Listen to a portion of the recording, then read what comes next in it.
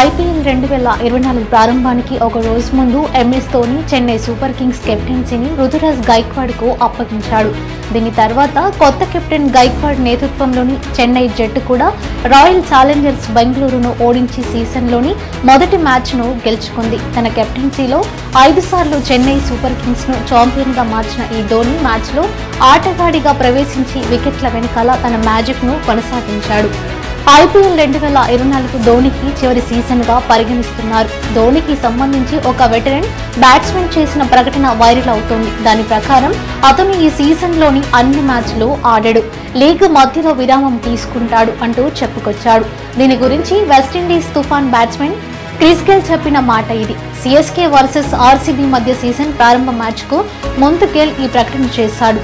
Royal Challengers Bengaluru మాజీ star Gayle Dhoni మ్యాచ్ల మొత్తం ఆడడని, అతను స్వల్ప విరామం తీసుకోవచ్చని, అందుకే సీజన్ ప్రారంభానికి ముందే కెప్టెన్సీని గైక్వాడ్కు అప్పగించాడని అభిప్రాయపడ్డాడు.